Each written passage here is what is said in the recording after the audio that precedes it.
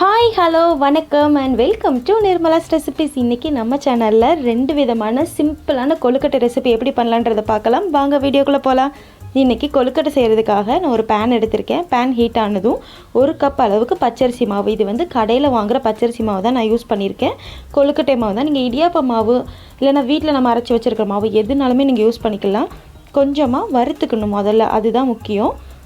நம்ம கடையில் இருக்கிறதுமே வறுத்ததுன்னு தான் போட்டிருப்பாங்க, இருந்தாலுமே நம்ம கொஞ்சமாக வறுத்துக்கலாம். அப்போ வந்து இன்னும் கொஞ்சம் நல்லா டேஸ்ட்டும் இருக்கும், சாஃப்டாகவும் வரும். ஸோ கொஞ்சமாக வறுத்துக்கலாம். ரொம்ப வறுக்கணும்னு அவசியம் கிடையாது. சும்மா இந்த கை பொறுக்கிற சூடு இருக்கும்ல, நம்ம தொட்டு பார்த்தா சூடு இருக்கும்ல, அந்த அளவுக்கு வறுத்தா போதும். இப்போ கொஞ்சம் சூடாயிடுச்சு, அவ்வளோதான், நம்மளோட மாவு ரெடி ஆகிடுச்சு. இப்போ ஒரு வேறு பாத்திரத்தில் ட்ரான்ஸ்ஃபர் பண்ணிவிட்டு அதே பாத்திரத்தை நான் கொஞ்சமாக சிறுபருப்பு ஆட் பண்ணியிருக்கேன். நீங்கள் எப்படி சொல்லுவீங்கன்னு தெரியல. இது வந்து பச்சை பயிறு உடச்சது இருக்கும்ல, அது.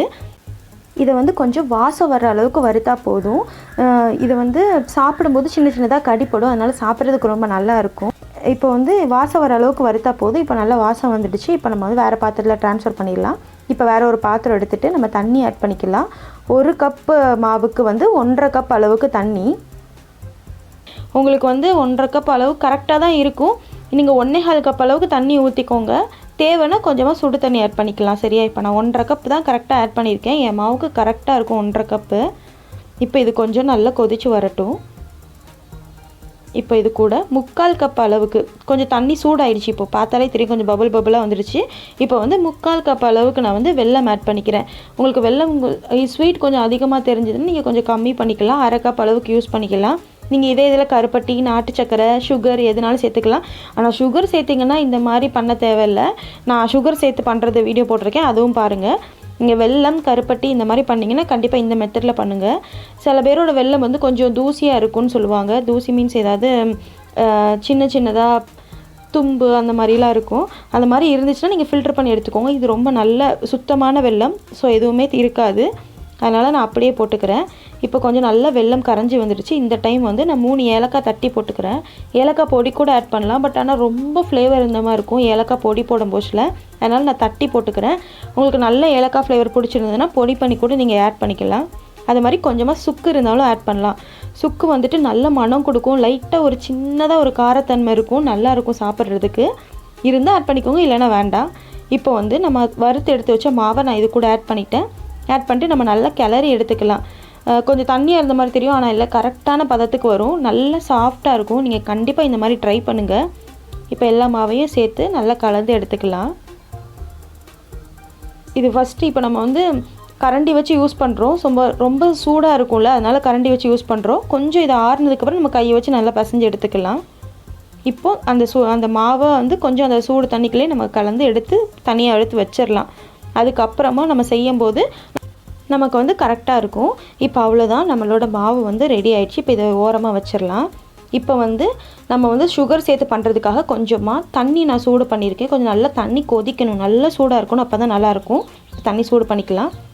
இப்போ வந்துட்டு ஒரு பவுலில் அதே மாதிரி 1 கப் அளவுக்கு நான் மாவு எடுத்திருக்கேன். மாவு ஆட் பண்ணிவிட்டு அதே மாவுக்கு 1/2 கப் அளவுக்கு நான் சுகர் ஆட் பண்ணியிருக்கேன். இந்த சுகர் அளவு கரெக்டாக இருக்கும். கூடவோ குறைவோ உங்களுக்கு தகுந்த மாதிரி ஆட் பண்ணிக்கோங்க. பட் இந்த அளவு ரொம்ப கரெக்டான அளவாக இருக்கும். 1/2 கப் அளவுக்கு சுகர் ஆட் பண்ணிவிட்டு ஃபஸ்ட் நல்லா கிளறி எடுத்துக்கலாம்.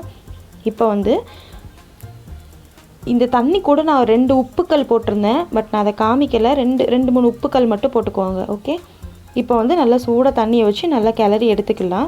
நமக்கு வந்து தெரியும்ல, சப்பாத்தி மாவு பதம் அளவுக்கும் பிணையக்கூடாது, ரொம்ப குழுன்னு பிணையக்கூடாது. கரெக்டாக அந்த 2க்கும் இடையில இருக்கிற மீடியமான பதத்தில் இருந்தால் தான் கொழுக்கட்டை மாவு வந்து நல்லா சாஃப்டாக இருக்கும். இப்போ நம்ம நல்லா இதை கிளறி எடுத்துக்கலாம். தண்ணி நல்லா சூடாக தான் இருக்கணும். சூடாக இருக்கிற தண்ணியில் இருந்தால் தான் நல்லாயிருக்கும். சரியா? கொஞ்சம் கொஞ்சமாக தண்ணி ஆட் பண்ணிவிட்டு அவசரப்பட்டு ஊற்றிடாதீங்க. கொஞ்சம் தண்ணி வந்து தேவைப்படும் போது கொஞ்சம் கொஞ்சமாக ஊற்றிக்கோங்க, இல்லாட்டி நான் ரொம்ப அந்த மாதிரி குழுன்னு ஆயிரும். இப்போ வந்து நம்ம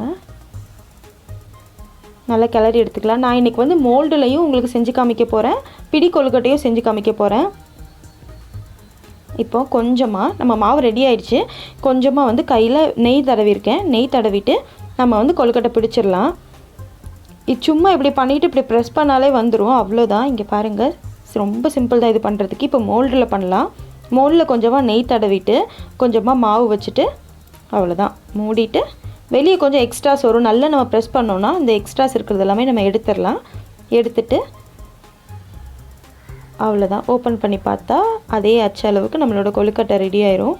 எதுக்கு இப்படியெல்லாம் மோடில் பண்ணணுன்னா, நம்ம குழந்தைங்களுக்கு ஆசையாக இருக்கும்ல, சின்ன சின்ன வேறு ஷேப்பில் இருந்தால் அவங்க ஆசைப்பட்டு சாப்பிடுவாங்க. அதனால நம்ம செய்கிறோம். அப்புறம் முக்கியமான விஷயம், நான் இது கூட தேங்காய் ஆட் பண்ணேன், பட் அதுவும் காமிக்கலை. சாரி, கொஞ்சம் மிஸ் ஆகிடுச்சு அது.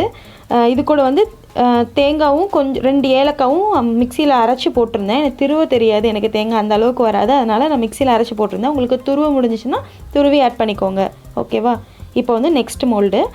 என்கிட்ட 2 மோல்டு இருந்துச்சு. நான் 2 மோல்ட்லேயும் செய்கிறேன்.